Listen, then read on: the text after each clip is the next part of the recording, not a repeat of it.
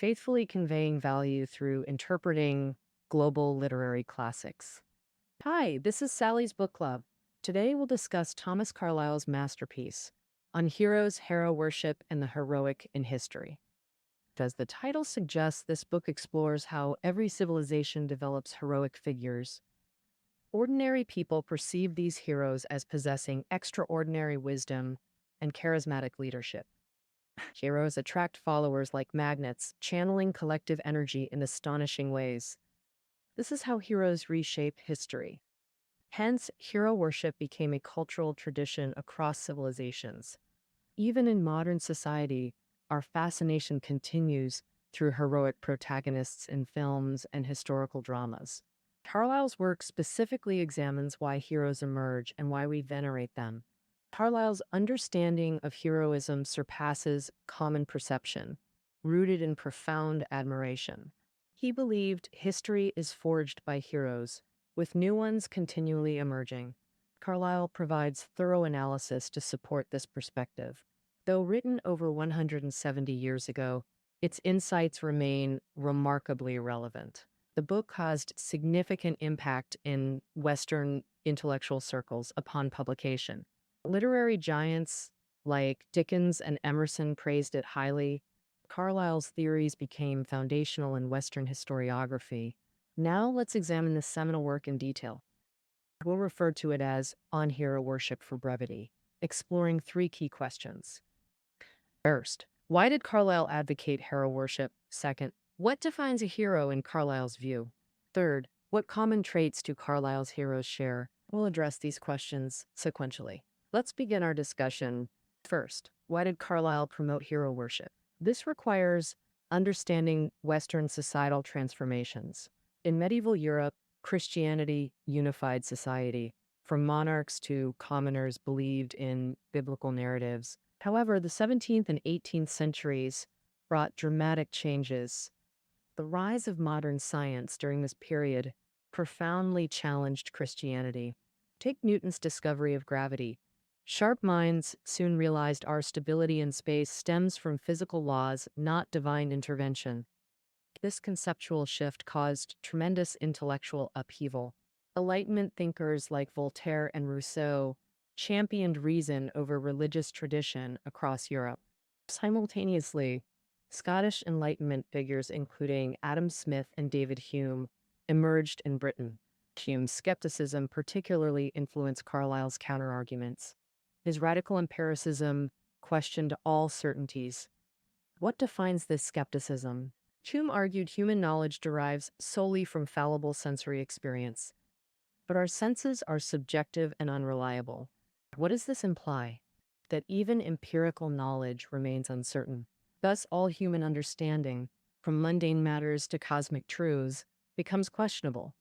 Today's truth could be tomorrow's fallacy. This is skepticism's essence. Skepticism cast doubt on divine beings and historical heroes alike. By late 1700s, this philosophy dominated British intellectual circles. Traditional beliefs eroded, hero worship faced increasing scrutiny. This was the cultural climate of Carlyle's birth. Born December 4th, 1795, in rural southern Scotland, his stonemason father instilled deep Christian faith.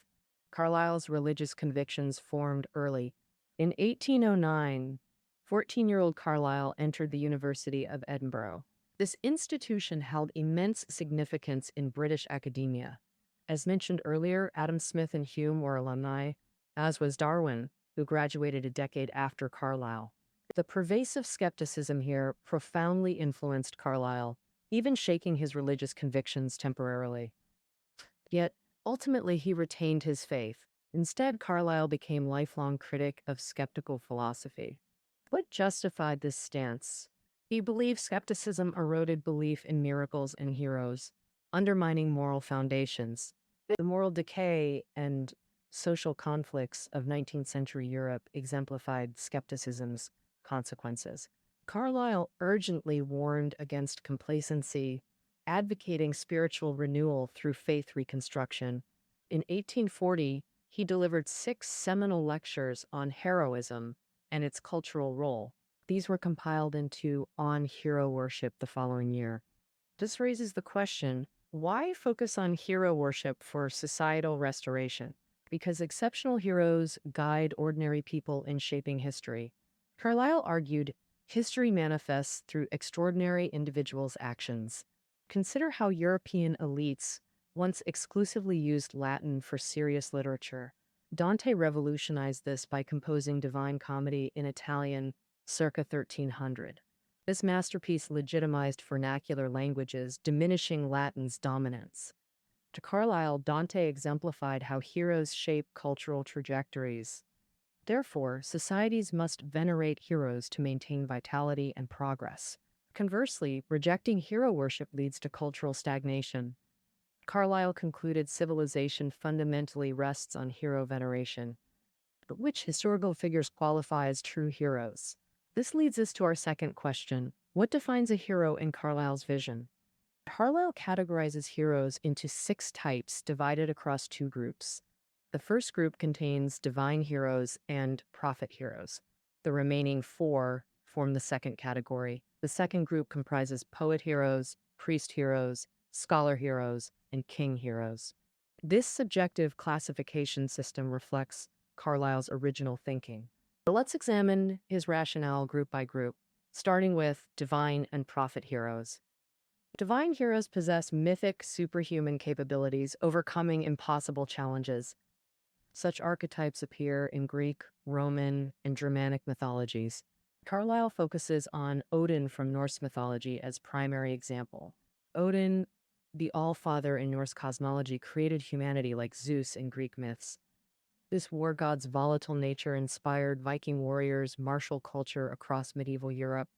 One might question how mythic figures hold modern relevance. Carlyle argues modern skepticism blinds us to ancient truths. Norse people genuinely believed in Odin's physical reality. What significance did Odin hold for them? Surviving Scandinavia's harsh winters required immense resilience. Odin embodied the fortitude needed for survival. Worshipping Odin meant cultivating courage against adversity. As god of wisdom, Odin's sacrifice exemplifies knowledge pursuit. Legend says he traded an eye for Mimir's well of wisdom. This exchange enabled his creation of runic alphabet. This marked the Norse people's first writing system. Carlyle saw Odin as Nordic people's mentor, followed and emulated through his linguistic legacy and social codes. Divine status emerged from worship, not fictionalization. His symbolic value remains immeasurable. As embodiment of Norse ethos, Odin's cultural impact transcended mythology. Now examining prophet heroes, human intermediaries of divine will in Abrahamic traditions. Though mortal, prophets possessed sacred authority through perceived divine connection. Ancient prophets established societal foundations through scriptural laws and cultural codes. Moses exemplifies this archetype through Exodus leadership and Decalogue establishment. He led Hebrews from Egyptian bondage and received 10 commandments. These ethical principles remain central to Jewish identity. Carlyle recognized divine or prophetic heroes as products of pre-scientific eras. Why can't modern times produce such heroes? Scientific rationalism eroded belief in miracles and divine intervention. Thus emerged new hero categories: poets, priests, scholars, and kings. Mortal yet impactful. First among these modern heroes, the poet. Carlyle equated poets with prophets in cosmic insight.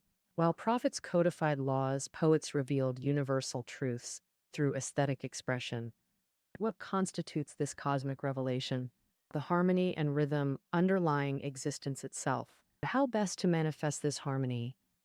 Through poetic language's musicality. Thus, Carlyle declared poets as heroes who discern cosmic harmony in nature and society.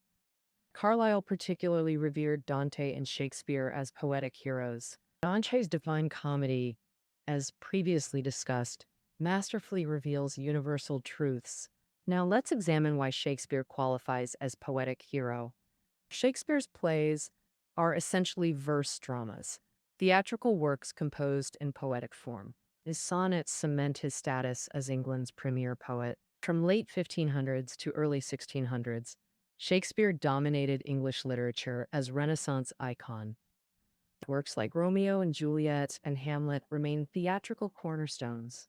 As Englishman Carlyle naturally idolized Shakespeare, he famously claimed he'd choose Shakespeare over British India's colonial possession.